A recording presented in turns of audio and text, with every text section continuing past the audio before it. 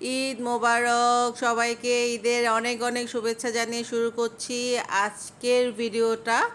এখানে আজকে আমরা রান্না করব গরুর রেজালা আলু দিয়ে। আপনারা আলু দিয়েও করতে পারেন, আলু ছাড়াও করতে পারেন। যেহেতু কোরবানি ঈদে অনেক গোস্ত থাকে ফ্রিজে, তাই আপনারা চেষ্টা করবেন আলু ছাড়াই রান্না করতে। আমি এখানে 1 কেজি পরিমাণ গোস্ত রান্না করতেছি, তাই আমি আলুটা দিয়েছি। আপনারা এটা নাও দিতে পারেন। আশা করি আজকের রেসিপিটা আপনাদের অনেক ভালো লাগবে। আর ভালো লাগলে অবশ্যই লাইক করবেন, কমেন্ট করে জানাবেন কেমন লাগলো, অবশ্যই শেয়ার করে দিবেন। তো চলুন দেখি আমি কিভাবে এই গরুর রেজালাটা রান্না করেছিলাম। প্রথমেই আমরা গরুর গোস্তটাকে ভালো করে ধুয়ে নিব। দেখতেই পাচ্ছেন আমি কিন্তু একটু বড় বড় করে টুকরা করেছি। এর কারণ হচ্ছে যেহেতু ঈদ আসতেছে, ঈদে কিন্তু আমরা টুকরোগুলো বড়ই রাখবো। রেজালাতে টুকরোগুলো মিডিয়াম সাইজ থেকে একটু বড় করলে কোনো সমস্যা নেই। তো আমি এটা আমার নিজের যেভাবে আমি রান্না করি সেভাবেই আপনাদের সাথে শেয়ার করব। এখানে অনেকগুলো ডিফারেন্স দেখতে পারেন আপনারা যেভাবে রান্না করেন বাসায়। তো সেটা অবশ্যই শেয়ার করবেন যে আপনারা কিভাবে রান্না করেন। আর আমি আজকে আমার রেসিপিটা আপনাদের সাথে শেয়ার করতেছি। দেখতেই পাচ্ছেন আমি ভালো করে কিন্তু গোস্তটা ধুয়ে চুলোয় অলরেডি আগুন দিয়ে দিয়েছি। আর পানি যেটা উঠেছে সেটা হচ্ছে এই গোস্তের থেকেই উঠেছে, ধোয়া পানি। আমি কিন্তু কোনো এক্সট্রা পানি দেইনি। তো এখন আমি পরিমাণ মতো পেঁয়াজ দিয়ে দিলাম আর লবণ দিয়ে দিচ্ছি। আর অবশ্যই কিন্তু এটা আপনারা ডাইরেক্টই বসিয়ে দিতে পারেন। অনেকে এটা মেখেও করে, সেটাও কোনো প্রবলেম নেই, সবই ঘুরে ফিরে একই কিন্তু। সো আমি এখানে ডাইরেক্ট বসাই দিচ্ছি এবং আমি পরিমাণ মতো তেল দিয়ে দিব। বেশি দিব না, আপনারা চেষ্টা করবেন বেশি যেন না হয়, কারণ গোস্ত থেকে কিন্তু কি হবে, তেল বের হবে।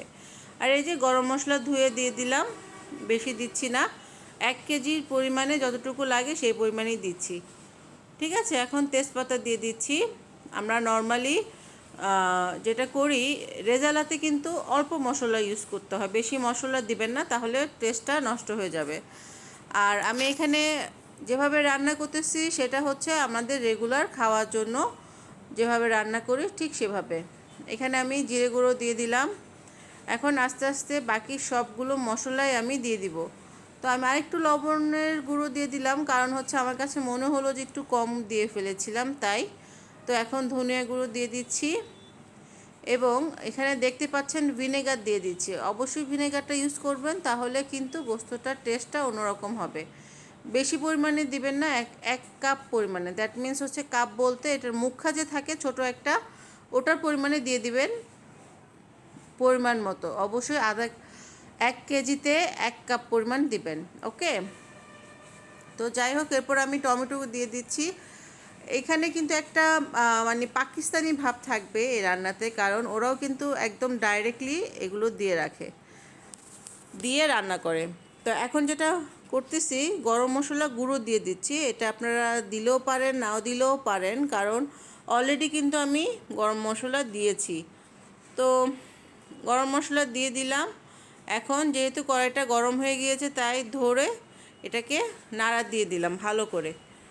এখন আমি এটাকে সিদ্ধ হওয়ার জন্য মিনিমাম যতক্ষণ না গোস্তর ভিতরের পানিটা শুকায় যাচ্ছে ততক্ষণ পর্যন্ত এটাকে আমি ঢেকে মাঝারি আঁচের থেকে একটু বেশি আঁচে রেখে দিব। তো এখন আপনাদেরকে দেখাবো 30 মিনিট পর কি অবস্থা। একদম আমি কিন্তু ধরে 30 মিনিট পরে এখানে আসছি। তাহলে চলুন দেখি কি অবস্থা। মাশাআল্লাহ, দেখেন সব কিছু কিন্তু শুকায় গেছে, একদম একদম লেগে গেছে। এই গোস্তটাই কিন্তু এখন এটা কষানো হয়েছে। ঠিক আছে, আমি কিন্তু কোনো পানি দেই নেই, কিচ্ছু দেই নেই। এখন যেহেতু শুকিয়ে গেছে, এখন আমি সামান্য পরিমাণে একটু গরম পানি দিয়ে দিচ্ছি যাতে আবার সিদ্ধ হয়। মশলা কিন্তু আমি অলরেডি সবই এখানে ইউজ করে ফেলছি।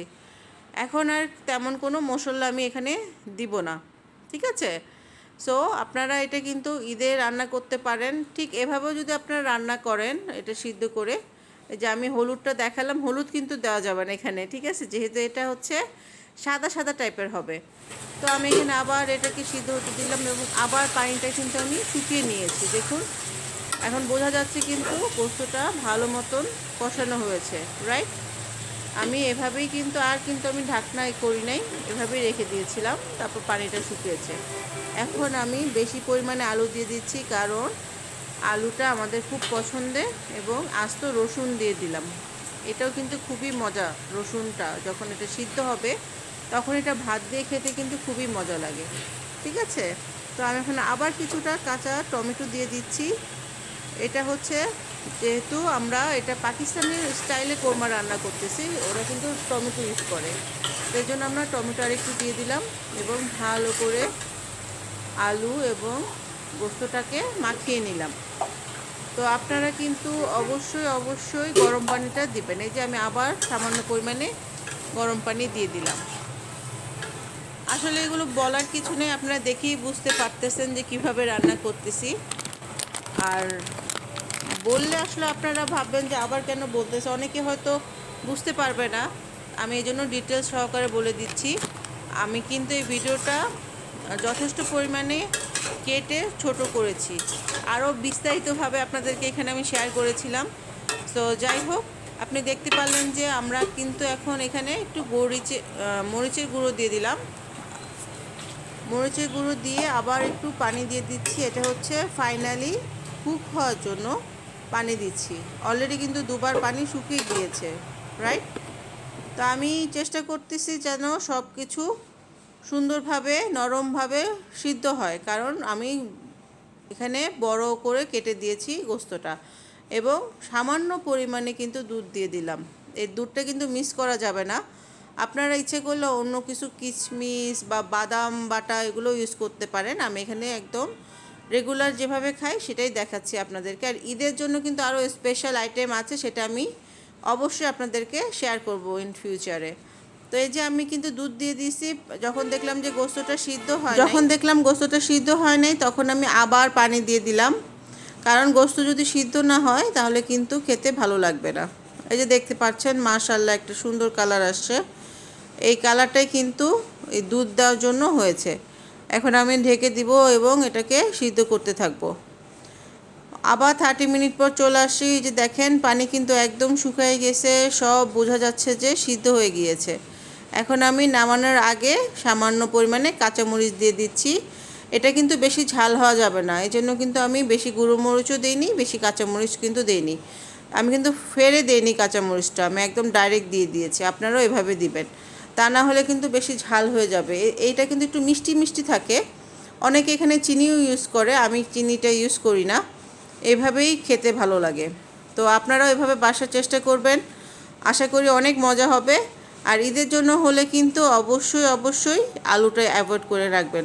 ভালো থাকেন সবাই, আল্লাহ হাফেজ এবং ঈদ মোবারক।